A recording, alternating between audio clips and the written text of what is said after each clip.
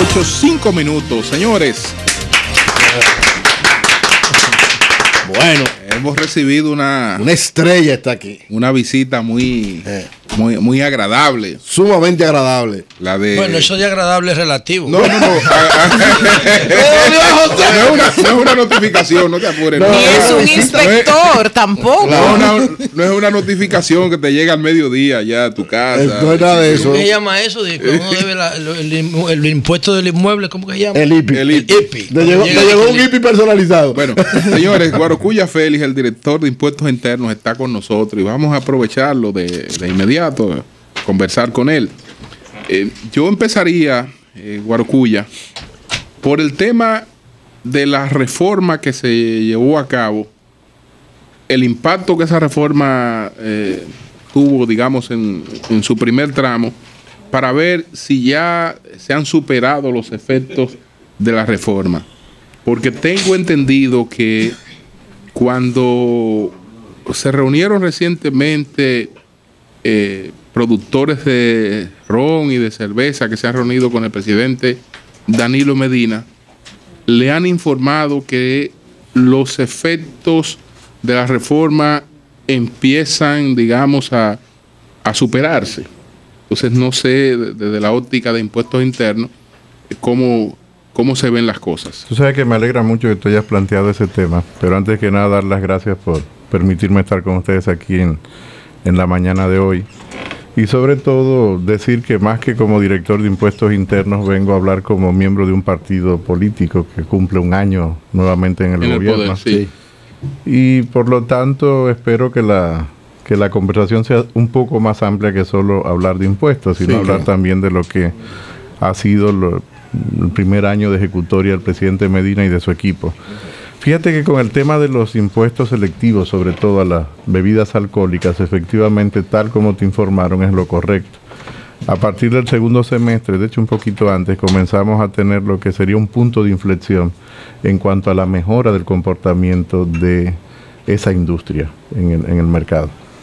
Hay diferentes factores que podría explicar que no vienen desde la reforma, sino previo a la reforma, con relación al comportamiento que estaba teniendo la venta de bebidas alcohólicas en República Dominicana. De hecho, desde marzo del 2002, a pesar de que el año 2012 fue un año, digamos, excepcional desde el punto de vista del crecimiento económico, desde la actividad económica, pero desde marzo ya en alguna de las industrias de bebidas alcohólicas se percibía una disminución en su participación en el mercado y, por lo tanto, en su participación con los impuestos. No era imputable totalmente a la reforma tributaria que se aprobó en noviembre del 2012. Estoy hablando de marzo del 2012 y la reforma se aprueba en noviembre.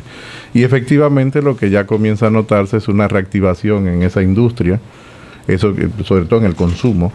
Quiere decir que va en consistencia también con la recuperación lenta, pero recuperación sobre todo en el segundo semestre de la economía de la República Dominicana.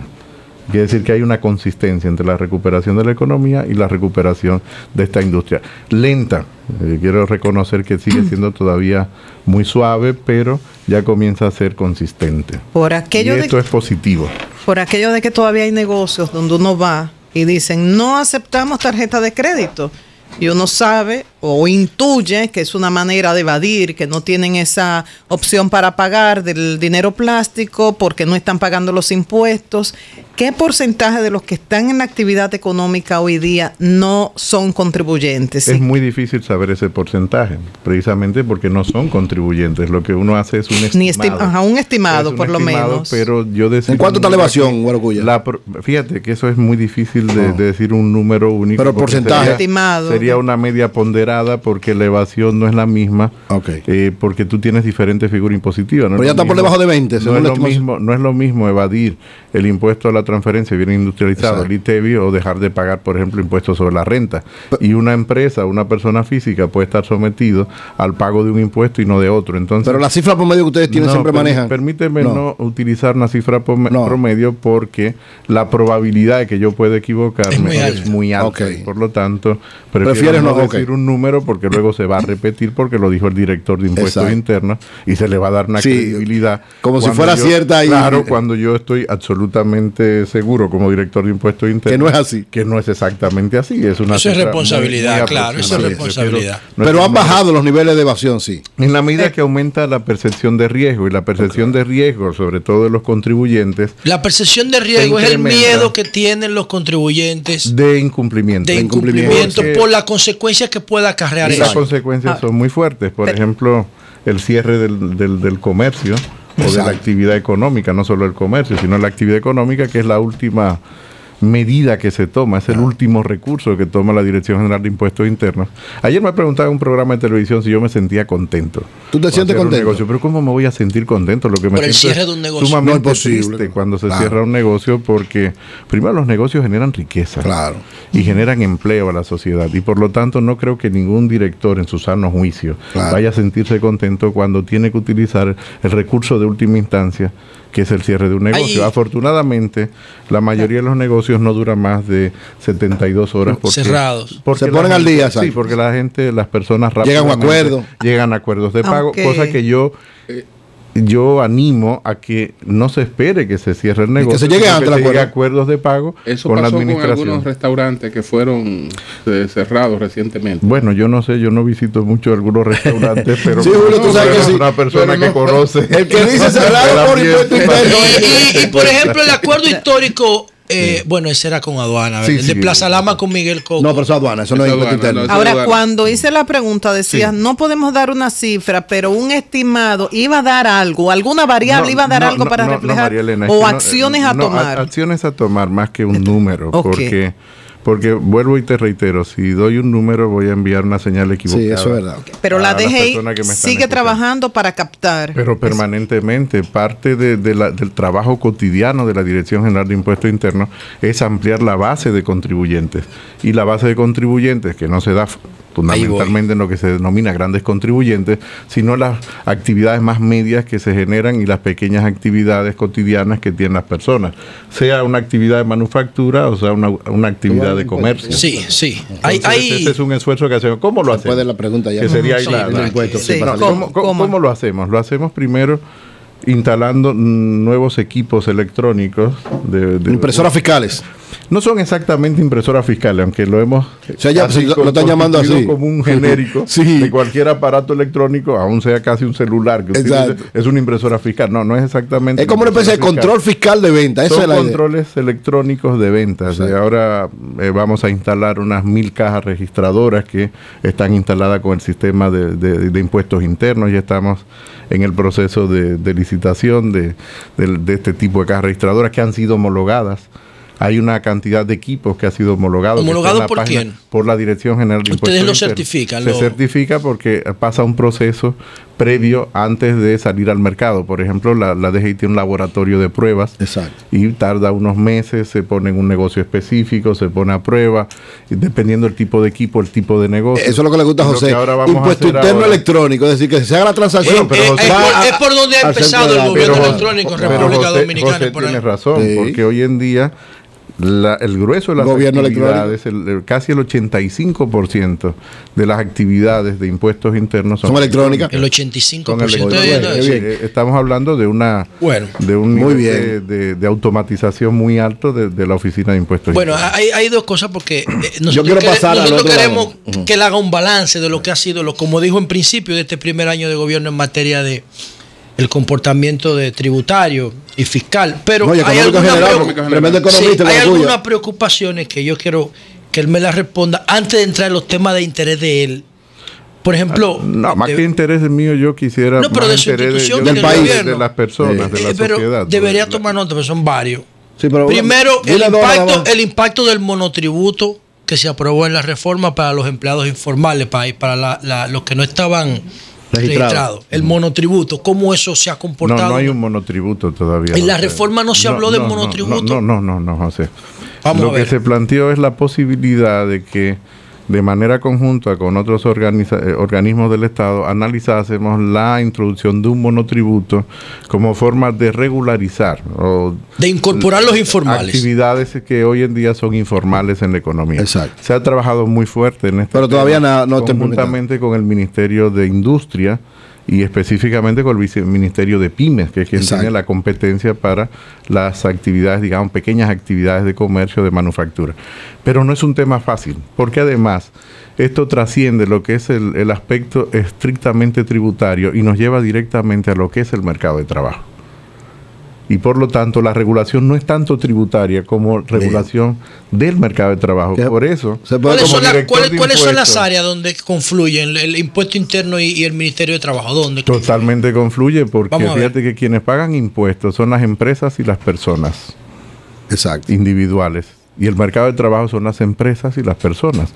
Y por lo tanto, si tú no tienes un mercado de trabajo eficiente, tú no tienes una estructura tributaria que pueda ser sostenible en el tiempo. Si tú le pones a pagar a una empresa más de lo que tiene que pagar, quiebra. Lo que hace sostenible los tributos en el tiempo es las acciones en el territorio, el tema del territorio, que es muy importante, hay que ponerlo sobre la mesa, visualizarlo, porque toda acción humana se da en un territorio determinado. Tú lo haces en Bávaro, lo haces en la casa donde soy yo, lo haces en Azua, lo haces aquí en Santo Domingo. Está vinculado al territorio. Y lo segundo, está vinculado a las empresas y a las personas que están en ese territorio. Por lo tanto, no importa cuántas reformas tributarias nosotros hagamos, cuántas tasas nosotros modifiquemos, cuántas nuevas figuras tributarias nosotros introduzcamos, si no tenemos un mercado de trabajo que funcione eficientemente, vamos a tener dificultades para hacer sostenible toda la estructura tributaria. Perfecto. Esa es una de las reformas Esas dificultades del mercado de trabajo, ¿cómo se expresan? ¿Cómo se expresan? O sea, en la práctica, ¿cómo yo la veo? ¿Con la informalidad laboral? Es que la informalidad parte de la forma en que nosotros definimos el tema de informalidad, porque estamos definiendo la informalidad por el tipo de actividad y no por el registro de la actividad. Y por lo tanto nosotros tendríamos que hacer la modificación correspondiente.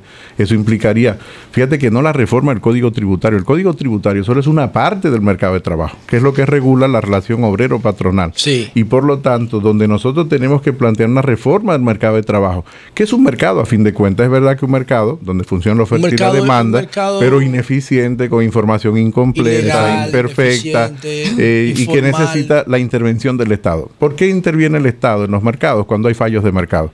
Pero también hay fallos del Estado en la forma en que nosotros regulamos ese mercado. Exacto. Y por lo tanto tenemos que replantearnos cómo funciona este mercado, porque a fin de cuentas, el objetivo de cualquier política pública, que es lo que ha hecho este gobierno, son las personas. Que es lo que ha hecho el presidente Medina, situar las personas en el centro, de las políticas públicas, pero ya estaba en el programa de gobierno. Era poner la economía al servicio de la sociedad y no la sociedad al servicio de la economía. Que es un tema que es conexo con el trabajo de impuestos internos y también la política del presidente Danilo Medina en este primer año, que ha tenido como objetivo la inversión del 4% y sobre todo en obras de infraestructura en escuelas. Entonces, se ha creado una mesa de sincronización para agilizar algunos procedimientos y hasta donde tenemos entendido, ha avanzado bastante. Uno de los procedimientos más difíciles por el que tienen que atravesar los ingenieros es conseguir una certificación de impuestos internos. No, te diría que no. De hecho, ha sido uno de los procedimientos más fáciles y no me corresponde a mí decirlo como director de impuestos internos, porque si algo agilizamos en ese proceso de los concursos para obtener obras es la certificación otorgada por impuestos internos. Logramos entregar una certificación en tiempo récord. ¿De cuánto? ¿En qué tiempo? En prácticamente 24 48 horas. Ajá. 24 claro, para esos casos particulares. Para los casos de los ingenieros que estaban participando en los concursos y siguen participando en los concursos. Pero 24 48 horas en los ingenieros que están al día. Pero por Dios, si tú no estás al día.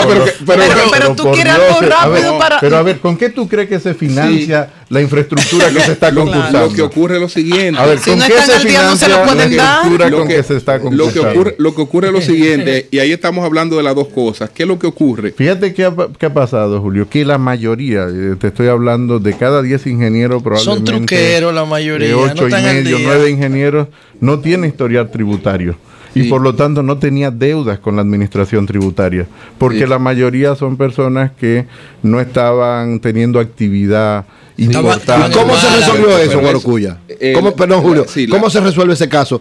Un ingeniero que gana un sorteo, se ha pasado en algunos casos, y entonces necesita... No, es que para ir al sorteo previamente tiene que tenerlo. Pues tú ves, Julio, ya lo que estaba... La certificación es previa al sorteo. O sea, el que está en el sorteo ya tiene la certificación. Claro, porque no puede participar en el sorteo si no tiene la certificación. Y si no había tenido actividad, se la dan inmediatamente. Claro, porque si tú la tenías. Porque tú si no tienes registro de actividad, no tienes ningún tema pendiente.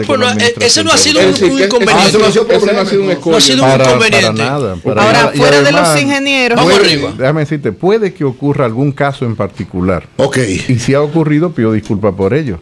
Pero fíjate, donde tú tienes en 40 puntos a nivel nacional que tienes de la administración tributaria, tener una proporción de casos que pueda tener mayores dificultades siempre está dentro del cálculo lógico por el monto de por la cantidad de personas. Buenos días, Melton no Pineda. Es un problema. Melton Pineda y Guarocuya son socios. Sí, y son del mismo.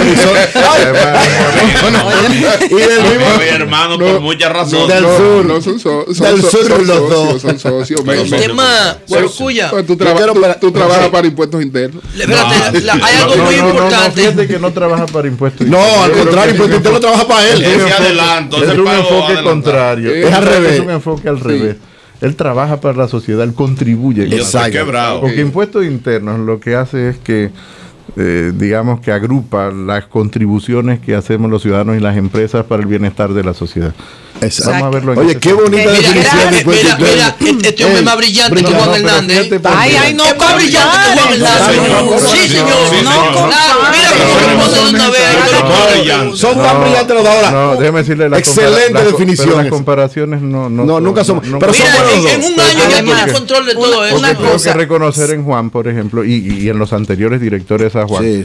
Fíjate que los procesos los procesos de desarrollo institucional no dependen de una persona, dependen de muchas personas. El enfoque, la visión. De muchas personas. Yo lo que hago es subirme. Seguir la visión. De los hombros de los que me precedieron. Entonces yo no creo que sea positivo hacer comparaciones de esa naturaleza. Una pregunta, ¿hay posibilidad de que el ITEVI se cobre por lo cobrado y no por lo facturado en términos generales? A partir de ahora impuesto interno presume la mala fe de los contribuyentes cuando le cobra por anticipado. ¿Qué dice el director? No presume la mala fe del contribuyente. El presidente y no es un caso exclusivo de República Dominicana. La práctica. El presidente ya hizo un decreto. El presidente ya hizo un decreto que va a ser por lo percibido, no por lo devengado. ¿A partir de cuándo? Ahora. El director. Vamos a escuchar al experto. Vamos a ver. Guarocuya, escúchame, que hay aquí un contribuyente muy inquieto por una... ¿Cuánto debe? Adelante, ¿qué es lo que pasa? ¿A qué debe? Sí, yo soy Johnny Arrendel, periodista. Sí. Óyeme, por ejemplo, el viernes pasado, la semana pasada, fui a regularizar mi situación. Y dejaron una sola persona en el área de caja durante más de 2 horas. Eso no está bien. Supuestamente tienen 1 hora para almorzar. Una sola persona con un comunicado. ¿Dónde? ¿Dónde? Van a beber broma. Pregúntale a la oficina, Julio. ¿En cuál oficina, Johnny? ¿En cuál oficina? ¿Cuál oficina, Johnny? En la Jacinto con México. La de la México. Jacinto con México. Jacinto con México. Esa es la que está siempre llena de gente. Hay gente, cantidad industrial, hermano. Bueno, tomaremos la gracias. No, y además ese no es un problema de impuesto interno, es una cultura. Pero ahí va mucha gente. Pero hay un tema que nosotros estamos trabajando muy fuerte porque hemos sacado una carta de derechos de las y los contribuyentes. Exacto. Y esa carta de derechos establece 10 derechos fundamentales, entre ellos tener una atención rápida y que se le escucha al contribuyente, porque el objetivo de nuestro plan estratégico es ser una administración próxima a los contribuyentes, a los ciudadanos. Y esa oficina va mucha gente. Pero no es por eso. Y eso implica un esfuerzo importante a nivel interno con el personal, con los recursos humanos de impuestos internos, pero también con los recursos materiales y físicos. O sea, que eso pasa en los bancos, pasa en los establecimientos comerciales varios. Las horas pico, cuando a ti te dan la hora de almuerzo y tú la aprovechas para hacer una diligencia personal como esa de Johnny Arrendel, tú en cuenta que de 5 cajeros 3 están comiendo. Así es. No calculan el rush hour, no lo calculan. El ITEVI. Vámonos del ITEVI. Lo que está previsto es, Elena, es que el ITEVI, estamos comenzando con los suplidores del Estado. Exacto. por una razón. El sector público puede controlar su ciclo de pago, pero no puede controlar el ciclo de pago entre los agentes privados. Exacto. Primero el del gobierno. El gobierno puede controlarlo. Ya la tesorería ha mejorado el ciclo de pago del sector público, sobre todo lo que se paga a través de tesorería. Quiere decir que ha cortado los plazos y hay un calendario de pagos. No, y se está pagando más rápido, ¿verdad? Pueden programar mejor y eso también hace que tenga mucho menor precio los bienes y servicios que adquiere el Estado, porque no tiene que cargárselo a un proceso largo de cobro. Entonces, estamos trabajando con ellos. Ya iniciamos las pruebas en este mes de agosto, las pruebas piloto con suplidores. Comenzamos con la Dirección General de Impuestos Internos, con los propios suplidores de la Dirección General de Impuestos Internos, con el Ministerio de la Presidencia, con presupuesto y la propia Tesorería Nacional. ¿Por qué comenzamos con estos organismos? Porque son los organismos. ¿Ya se está implementando ahí? Claro, ya lo estamos haciendo como prueba piloto. Estamos tomando los suplidores más importantes, recurrentes, porque no podemos hacer público, sacar público el acceso a este portal hasta tanto nosotros no tengamos controlados todos los sistemas electrónicos, porque ha implicado una coordinación. ¿Y cuándo se prevé que se va a extender a otros sectores? ¿O todavía no hay fecha? A otros sectores es un poco más complicado. No puede ser a toda la economía, porque eso implicaría regular el ciclo de pago que tú tienes, por ejemplo, entre suplidores privados. Para poner un ejemplo, imagínate un supermercado grande que tiene muchos suplidores, habría que tener un control del ciclo de pago, porque si ese gran comercio le paga 180 días, entonces dejaríamos 180 días sin cobrar ese impuesto. Fue por casualidad que puso ese ejemplo, porque hay una queja de que los supermercados pagan tarde a los suplidores. Bueno, no quiero decir esto porque es un ejemplo, no es la realidad, simplemente es un ejemplo. Pero fíjate que el ciclo de ingreso está relacionado con el ciclo de gasto. Tú tienes gastos que son recurrentes cada 30 días en el sector público. Por ejemplo, sueldos y salarios. Y con esto no se puede atrasar. No se puede jugar con eso. Es el salario, el ingreso de las personas que trabajan en el sector público.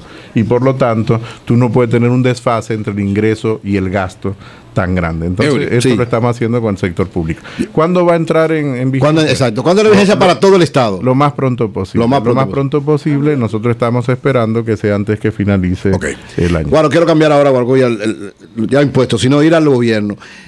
Hubo una preocupación después de la reforma fiscal. El primer trimestre de la economía, enero-marzo, hubo un crecimiento de un 0.3%, mucha preocupación de todo el mundo.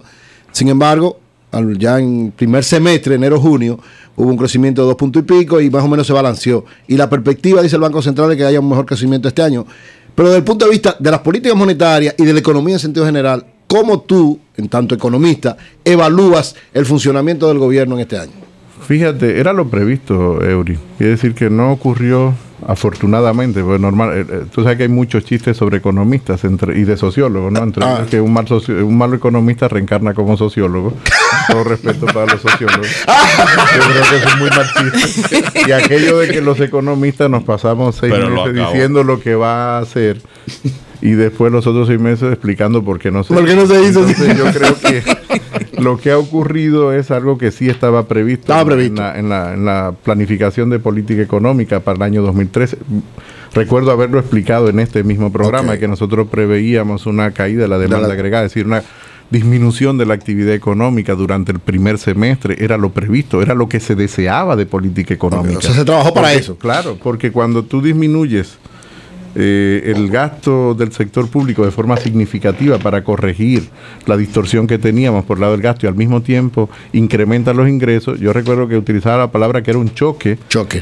De hecho, 2 choques que le estábamos poniendo a la economía, uno por el lado del gasto y otro por el lado del ingreso. Y funcionaba como un gran choque a la economía, y que la economía, tal como preguntaba Julio al inicio de la conversación, tenía que tener un tiempo de ajuste. Tú lo decías, para una industria en particular, esa industria ya lo ha ido ajustando, lo ha ido asimilando, y sobre todo los consumidores. La economía también. Claro, la economía en sentido general, pero la economía son las personas. Así es. O sea, ¿quiénes son la economía? Son las personas y las empresas, y las empresas la constituyen personas, son las personas, hasta que uno asimile efectivamente el impacto que eso tiene en el funcionamiento cotidiano. ¿Qué va a pasar en el segundo semestre? ¿Qué es lo que está ocurriendo? Que el segundo semestre hemos tenido una recuperación, como mencionaba un rato, para una industria en particular, donde ya comienza a ser sostenida esa recuperación, comienza a tener un aporte nuevamente desde el punto de vista de los tributos. Yo recuerdo que Julio en ese momento estaba muy preocupado por el impacto que tenía en alguna industria, y yo recuerdo mi discusión aquí, decirle, Julio, eso al final terminará asumiéndose correctamente, va a tardar hasta que se encaje, y es lo que ha estado ocurriendo. Entonces, lo que está pasando en este momento es una recuperación suave, no rápida, lenta, pero también era lo previsto, porque lo que se quiere es que la economía crezca no sobre la base de un endeudamiento, sino sobre la base de fundamentos sólidos, que son los ingresos reales que tiene el sector público y el gasto posible que puede hacer el gobierno. ¿Cómo va el gobierno en el tema con la Barrigol y el acuerdo con la Barrigol? Fíjate, muy bien, vamos dentro de lo programado y lo que se espera, tal como ha dicho el ministro de Presidencia hace... Dijo que antes del 15 de septiembre se lleva al Congreso. Antes del día 7. Digo, del 7 de septiembre, perdón. De que se lleve. No puede ser antes, porque hay que recordar que la legislatura abre el día 16, y además quiero decir que durante todo este tiempo, en los últimos 90 días, lo que se ha estado trabajando es prácticamente todos los días. Todos los días. Todos los días. Quiero decir sábado y domingo. Sí, porque tú eres de esa comisión. Literalmente. Sábado y domingo. 7 días a la semana. Fíjate por qué, porque son equipos que... Estamos desde febrero en eso. Sí, pero es que no es fácil, mi hermano.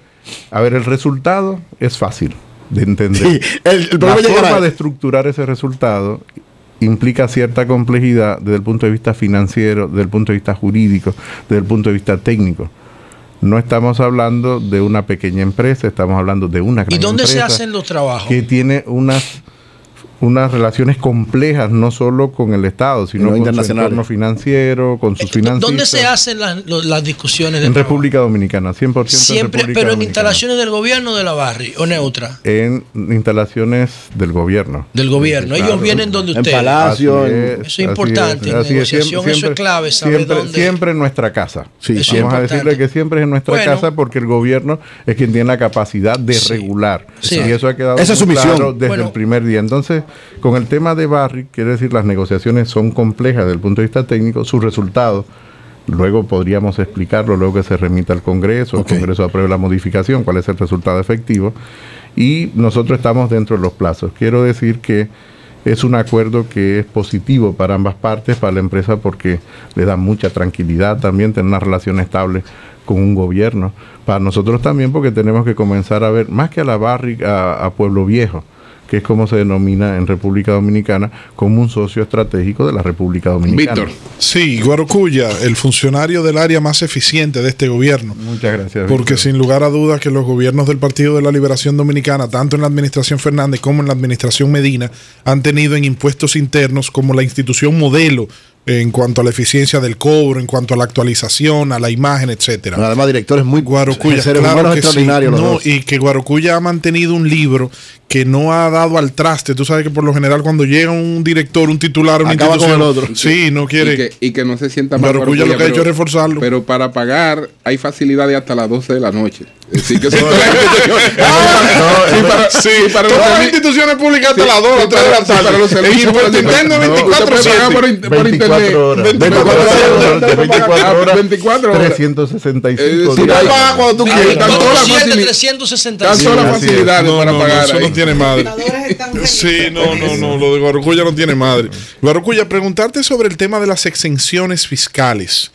Hay muchas leyes que establecen una serie de facilidades. Reinaldo dijo que eran 200.000 que se le daban a los empresarios. Y 300.000 también, dijo pero ellos dijeron que no. Sí, dijo 300.000. Sí, pero preguntarle a Guarocuya, Félix, director de Impuestos Internos, porque hay muchas leyes y también decretos con facilidades y exenciones de impuestos para una serie de áreas. ¿Qué ha pensado la dirección, el gobierno? Más que la dirección, me gusta siempre como director, pues mi responsabilidad recordar lo que es impuesto interno y lo que no es impuesto interno. Impuesto interno no formula la política fiscal. La administra. Impuesto interno administra una parte de los tributos. El 77% de los ingresos. No, la política fiscal es Hacienda. Claro, es el ministro de Hacienda. Sí, incluso el impuesto interno pertenece a Hacienda, nominalmente. Claro, de hecho, el superior jerárquico del director de impuestos internos es el ministro de Hacienda. Somos una dependencia del Ministerio de Hacienda. Y, por supuesto, que participe en las discusiones de formulación de política fiscal, pero la responsabilidad fundamental de la política fiscal es del Ministerio de Hacienda, como de la consistencia de la política macroeconómica el Ministerio de Economía. Yo sé que para la mayoría de las muchas personas que nos escuchan esto puede sonar muy lejano, pero esto lo que quiere decir es que Impuestos Internos, su función, su responsabilidad, su competencia es administrar los tributos que se aprueban. Los propone probablemente casi siempre el Ejecutivo, los aprueba o los rechaza el Congreso e Impuestos Internos administra. Y además decirle, porque la gente piensa que Impuestos Internos o los directores están sobre una cantidad de dinero enorme. Lo último que uno ve es dinero, lo que vemos son muchos números y muchos papeles. Sí, pero hay una imagen, muchos problemas. Casi el 100% de los ingresos va directamente a la Tesorería Nacional. Sí, pero hay una imagen, eso que dice Guarocuya. Ustedes recuerdan cuando yo era chiquito, tío Rico MacPato, que tenía una bóveda, parecía una piscina, que él se tiraba. Siempre hay la imagen como de que el director de Impuestos Internos tiene una oficina, así como tío Rico MacPato. Yo, eso Paquito. Hago esta debida aclaración para entrar en la pregunta fundamental, que es la que tú me haces con el tema de las exenciones. Yo te puedo responder que la cantidad de exenciones que tiene en este momento República Dominicana hace difícil la administración tributaria. Porque tenemos exenciones que se solapan unas con otras. Y que además lo que han estado haciendo en los últimos, sobre todo en los últimos 10, 12 años, es haciendo que se pierda base tributaria. Muchas veces, cuando se analiza el crecimiento de la economía, hay algunos analistas que dicen, sí, pero la economía no creció en el porciento que dijo el Banco Central porque los ingresos no crecieron en la misma proporción. Es que no pueden crecer en la misma proporción porque muchos de los sectores que crecen no están sujetos a tributación. Claro. O están sujetos a una tributación baja. O tienen exenciones. O tienen exenciones importantes. Claro. O empresas que lógicamente dentro de lo que establece la ley y es su derecho, o por contrato, se acogen a diferentes tipos de exenciones de forma simultánea. Y entonces se generan muchos esquemas de elusión. Claro. No quiere decir de evasión, sino de elusión. La elusión es legal. Es legal. Ahora, desde el punto de vista, por ejemplo, el de la régimen de zona franca, tributaria, la ley fronteriza, lo que tú estás teniendo es una pérdida neta de base tributaria. Entonces, el tema de las exenciones es un tema que hay que reflexionarlo en el marco del pacto fiscal, que claro, es lo que establece la Estrategia Nacional de Desarrollo y además la voluntad del gobierno. Una sola ley de exención viene, que agrupe una pregunta recurrente. Pero es que ustedes no hicieron un pacto fiscal. Es que el gobierno nunca tuvo la intención de dialogar el pacto fiscal a finales del pasado año porque no había la posibilidad. Las condiciones. Siempre, no. Pero cuando se llegó al Consejo Económico y Social. No, porque cuando llegamos al Consejo Económico y Social, lo que hizo el gobierno del presidente Medina fue cumplir con un mandato constitucional y un mandato legal de dar la debida explicación, sobre todo de un programa de ajuste de corto plazo. Cumplir con un requisito, además, no discutirlo ni negociarlo, no pactarlo.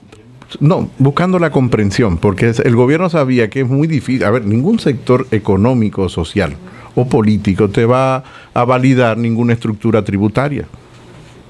Eso es una decisión unilateral del gobierno, que tiene que asumir la responsabilidad cuando gobierna. Y lo que ha hecho el presidente, y el costo político. Sí. Lo que ha hecho el presidente Medina fue asumir ese costo político. Correr el riesgo, y aprovecho para dar las gracias a la ciudadanía. A la ciudadanía y los ciudadanos que han tenido mucha comprensión para con este gobierno. De hecho, a quien yo quiero felicitar hoy es a la sociedad dominicana, porque la sociedad dominicana, frente a la actitud y a la actuación del gobierno, lo que ha tenido es mucha comprensión de entender que teníamos que tomar medidas difíciles. Pero fíjate que las medidas difíciles, cada vez que el gobierno, es la sociedad. Guarocuya, cada vez me sumo a esas felicitaciones tuyas, porque cada vez que la sociedad va a comprar gasolina y le meten esos impuestos en esos gasolinas. Fíjate que en el caso de la gasolina no es un buen ejemplo. No, bueno, porque ese es el mejor ejemplo, porque ahí es que más impuestos tú no metes. ¿Tú sabes por qué no es un buen ejemplo? Pero tú, miren, este es el hombre que cobra. No, lo aumentó Julio. Julio, ¿qué pasa? A la baja. No. A la baja, porque eso no es un problema reciente. Perdón, déjame explicarte. Lo tocamos a la baja porque se disminuyó en un 60% en los impuestos correspondientes a los combustibles de los aviones en República Dominicana. Pero para disminuir el costo y ser más competitivo. Pero cuando usted va y paga un galón de gasolina, le sale Guarocuya, sí, claro, pero no es Guarocuya. Por la bomba de expendio. Claro, Guarocuya no, porque afortunadamente cuando llevo una bomba de gasolina y últimamente, porque salgo más en los medios de comunicación o en la prensa, ¿Qué te dice el bombero? No, la gente aprende. Pero además, Guarocuya, yo quiero aprovechar para en lo personal dar mi agradecimiento porque las personas diferencian. Mire ese desgraciado ahí. Pero además dile a él que los partidos políticos se financian con ese impuesto. Son las 8:38 minutos. Vamos a hacer un cambio, entonces, para venir ya a finalizar esta conversación. Bueno, Julio, yo con no he hecho una pregunta todavía. No, tú has hecho varias. ¿Cuál pregunta? Yo de los monotributos y no me la respondo. No, la otra también, 2, 3, 4. Pero además son cosas importantísimas, señores, para el país, no para mí. Al regreso vamos a responder algunas preguntas y entonces... La voy a preguntar en bloque. Entonces, después tenemos también otras participaciones. Vamos aquí con el hombre de los impuestos. 8:39 minutos. Cambio y fuera, Mauri.